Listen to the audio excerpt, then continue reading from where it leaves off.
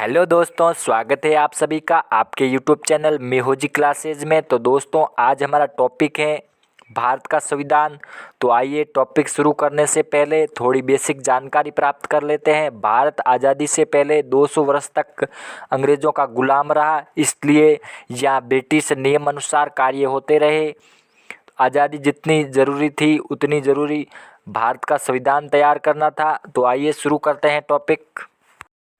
व्यक्तियों का वो समूह जिसने विभिन्न देशों के संविधान अध्ययन कर शासन चलाने के लिए नियम व कानून निर्माण किया, उसे संविधान सभा कहते हैं। स्वराज्य शब्द का पहली बार लिखित प्रयोग दयानंद सरस्वती जी ने किया।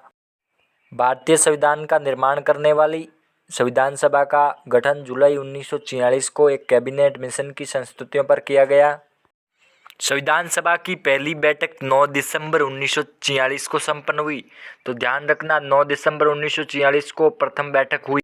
मुस्लिम लीग ने संविधान सभा की पहली बैठक का बहिष्कार किया था। इस समय बैठक में ही डॉक्टर सच्चिदानंद सिन्हा को सर्वसम्मति से संविधान सभा का अस्थायी अध्यक्ष चुना गया।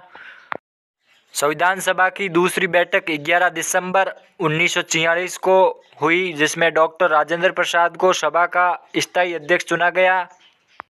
संविधान सभा की तीसरी बैठक 13 दिसंबर 1946 को पंडित जवाहरलाल नेहरू ने उद्देश्य प्रस्ताव प्रस्तुत किया, जिसे 22 जनवरी 1947 को संविधान सभा ने अपनी स्वीकृति प्रदान की।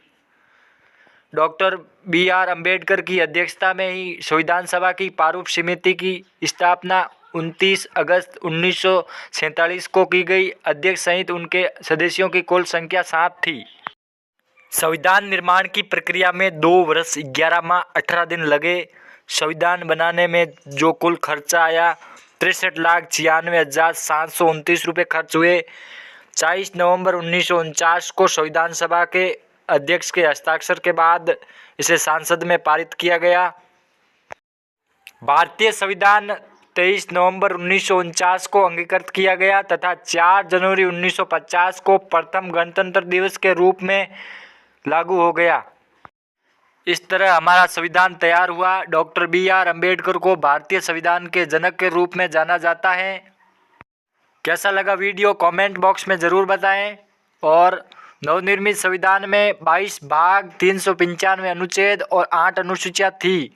तो वर्तमान में संविधान संशोधन 1974 के तहत अनुसूचियों को बढ़ाकर 12 कर दिया गया है। संविधान के देश एवं स्रोत कौन कौन से स्रोत हैं?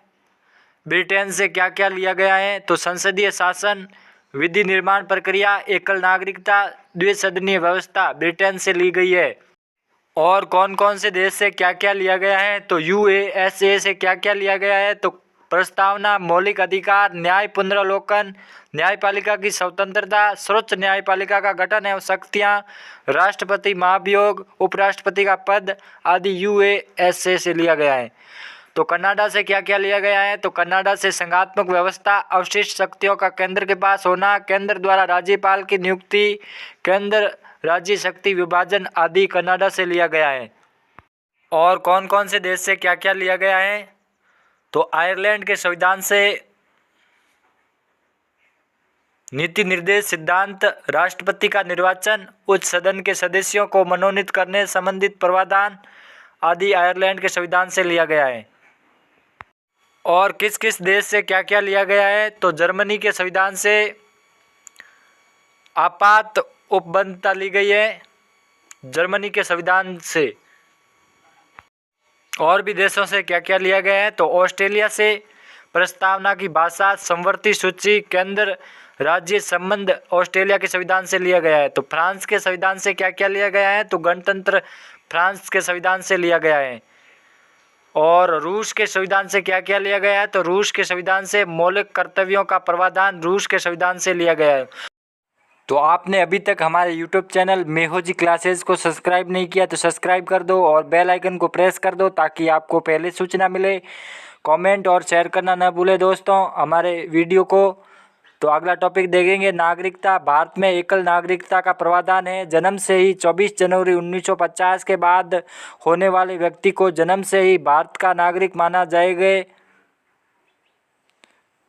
और भारतीय नागरिकता का अंत किस प्रकार हो सकता है? तो भारत के नागरिकता का अंत नागरिकता का परित्याग करने पर हो सकता है।